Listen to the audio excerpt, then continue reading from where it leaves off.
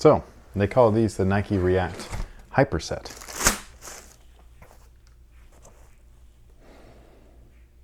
I don't know. Still smells like the Hyperdunk.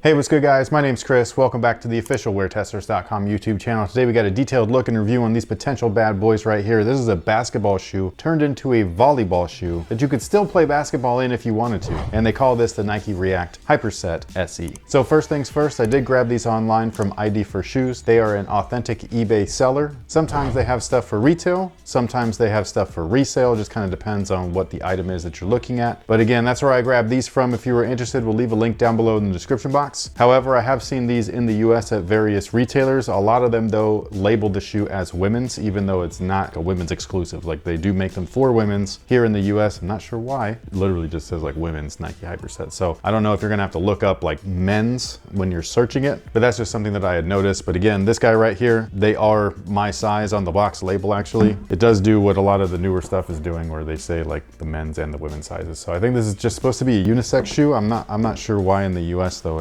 it literally says like women's. It's just really weird. But it's not the first time we've seen weird from Nike marketing. Now, second thing, look at this hoodie. This thing is gorgeous. If you are interested in grabbing one of these hoodies, they'll be available at Sense Apparel starting on December 9th. It's going to be available for 4 days as a pre-order. So it'll be open from 9th to, is that a Thursday? The 9th is a Thursday.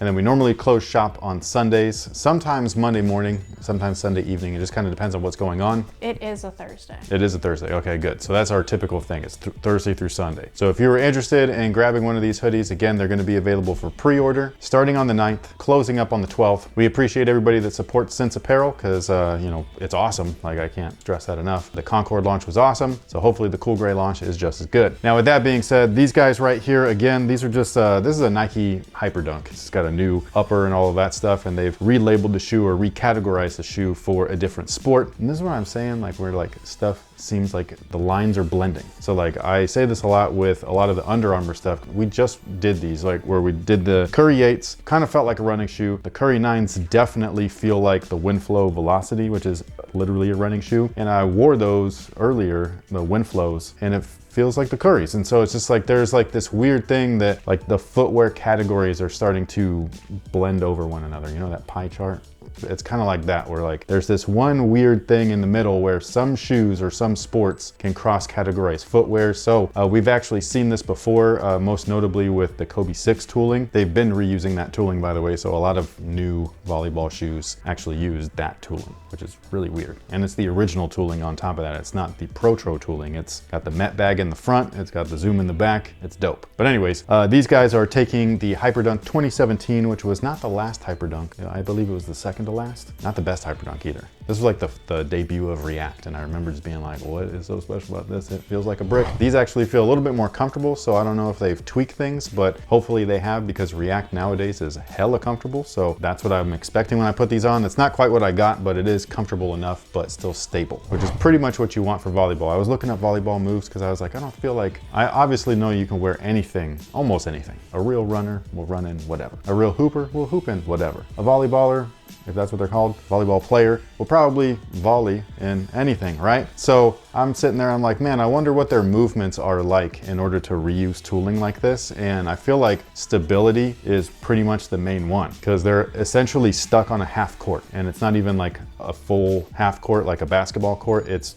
a really condensed half court. And so it's not like you're doing like all of these like harsh movements with tons of torque or full speed then stop, you know what I mean? Like there might be some little spurts and everything, but you can only go so far inside of that little half court setting. So it looked like to me, stability was like the #1 feature that you might want in this sport, which this is a tooling setup that offers just that. So we have the same exact outsole as the Hyperdunk 2017. This stuff was not as good as the Kobe 9, even though it does look like it. So you can see they're similar but different. And for whatever reason, they did not perform identically, but these were still really good on a basketball court as long as the court was clean. Now the midsole is supposed to be Phylon, and then inside of that there's a footbed of the React, so it's not a full-on like React midsole like something that we'd see nowadays, which again is a little bit disappointing because that's what I thought. Like when they do something like this, I feel like you should like just make it better, and they didn't. Boo, you whore. It is what it is. I mean, Nike does that all the time, but when you're using something like the Kobe 6 tooling, that's a great tooling setup. When you're using something like this, like you could have beefed up that cushion midsole just a little bit. And for whatever reason they didn't. They are more comfortable than the original ones, so there is that, but it's not leaps and bounds better. However, what you're going to get, again, is a lot of stability. So this tooling setup has like this massive outrigger right here that is featured in all of these little pods. I think that this is a great setup for lateral movements. If you're a high flyer, you might want a little bit more impact protection than this, but like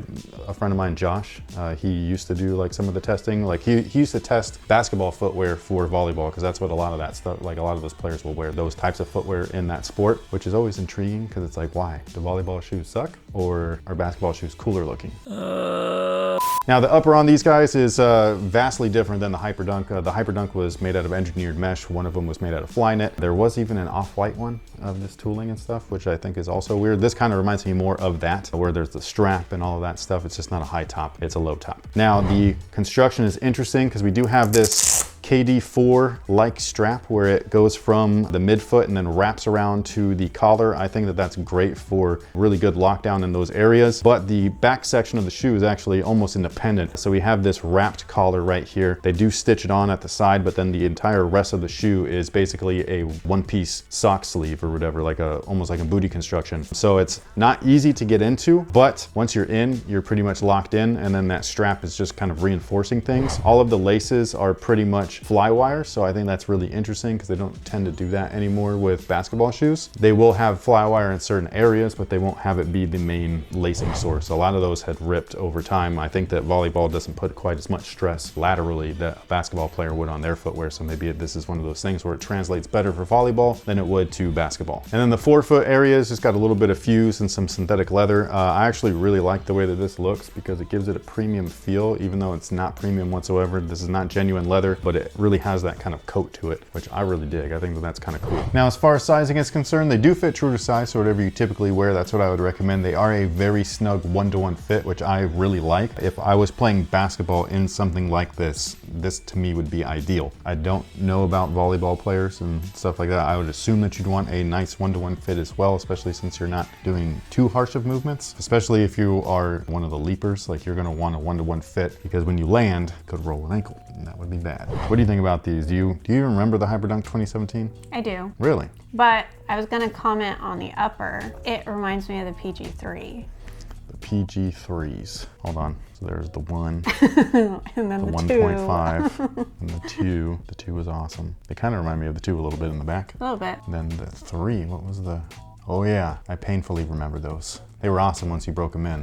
What part reminds me of the PG3 then? I don't know, maybe it's because we got an all black version, but there's just, it looks like the PG3. Maybe it just looks like a PG shoe. No, it does, because I like had to run through them really quickly, and I was just like, the PG3 kind of looks like the PG1. A little bit. And it kind of looks like the PG2. And then something happened with the 4, and then they went back for the 5. Yeah. So, but I don't know, it was the aesthetic that you were feeling. Yeah, these remind me just obviously Hyperdunks, KD4, who knows what, like a Hyper Rev or whatever, where it's like that one piece. I think it's really interesting that Nike is like trying to be slick though. And they're just like, we're just gonna reuse this tooling and we're gonna label it as a volleyball shoe. You know what I mean? And it's just kind of like, yo, if you're gonna be sport specific, yeah, when you don't even have to be, then why don't you just make court shoes like you used to? Right. Because that's what the old, like the kill shots, that was a court shoe. It wasn't specifically basketball or volleyball or anything. It was like, you're gonna play racquetball, yeah, handball. Any court, like sport, like that's what those shoes were made for. So badminton. I think it's interesting when you have something like this. Oh, badminton's a good one because those people are quick. Well, then that's the thing. I only really know of like volleyball as like the PE sport, and we played all of that stuff on a basketball court. So essentially you would need all the same kind of traction to stick to the floor. Well, back when we were kids, you got that one pair of shoes anyways, and so Yeah. that was just your shoe. And so, yeah, I played volleyball during PE. Yeah, so in volleyball, my Jordans. basketball, badminton,